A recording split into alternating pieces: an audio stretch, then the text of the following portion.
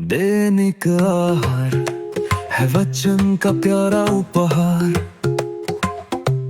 रोज का है ये आत्मा का पोषण संसार।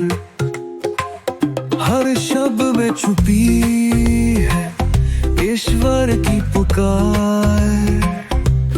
आओ सुनो समझो जीवन में लाओ प्यार।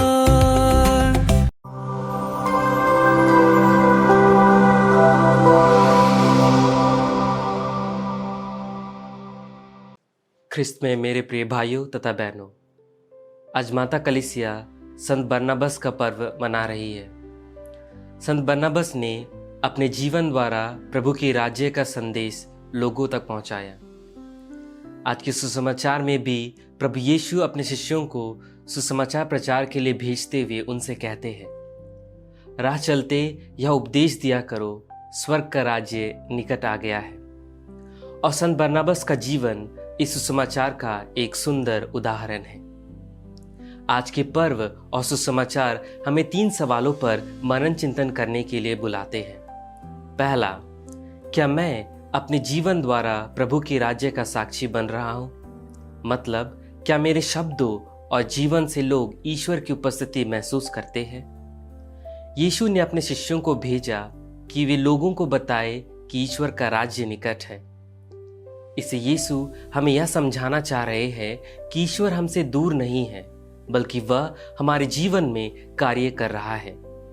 आज संसार में अनेक परेशानियां, भय और अनिश्चितताएं हैं, लेकिन ईश्वर का राज्य आशा, शांति और उद्धार का राज्य है। जब हम यीशु को अपने जीवन में स्थान देते हैं, तब हम उस राज्य की आशीषों का अनुभव करते हैं। संत बरनबास भी यही करते थे।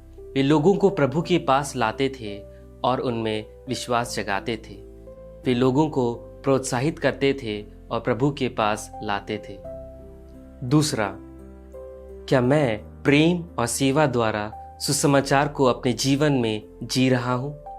यीशु कहते हैं, रोगियों को चंगा करो, मुर्दों को जिलाओ, कोढ़ियों को शुद्ध करो, नरक दूतों को निकालो। इसका अर्थ है कि सुसमाचार केवल शब्दों तक सीमित नहीं है, यह हमारे कार्यों में भी दिखाई देना चाहिए। एक मसीही के रूप में हमें प्रेम, दया और सेवा के द्वारा लोगों तक ईश्वर के प्रेम को पहुंचाना है। जब हम किसी दुखी को सांत्वना देते हैं, किसी जरूरतमंद की सहायता करते हैं या किसी निराश व्यक्ति को आशा देते हैं, तब हम ईश्वर के राज्य को प्रकट कर रहे होते हैं। संत बरनबास ने गरीबों की सहायता की, दूसरों को अपनाया और कलीसिया की सेवा की। जब लोग पौलुस से डरते थे, तब बरनबास ने उसे स्वीकार किया और उसका साथ दिया। तीसरा, क्या मैं ईश्वर की कृपा और आशीषों को दूसरों के साथ बांट रहा हूं? यीशु कहते हैं, तुम्हें मुफ्त में मिला है, मुफ्त में दे दो। हमने ईश्वर से जीवन, प्रेम, क्षमा और अनेक आशीषें मुफ्त में प्राप्त की है। यह हमारी योग्यता से नहीं मिला है, यह ईश्वर की कृपा का उपहार है। इसलिए हमें भी बिना स्वार्थ के दूसरों के साथ प्रेम और आशीष बांटनी चाहिए।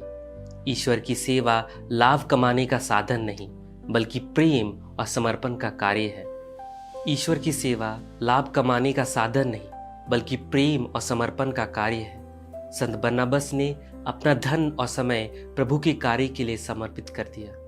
उन्होंने कभी अपने लाभ के बारे में नहीं सोचा, बल्कि दूसरों के कल्याण के लिए जिया। संत बरनबास हमें सिखाते हैं कि एक सच्चा मसीह वह है जो लोगों को प्रभु के निकट लाता है, प्रेम से सेवा करता है और उदारता से देता है।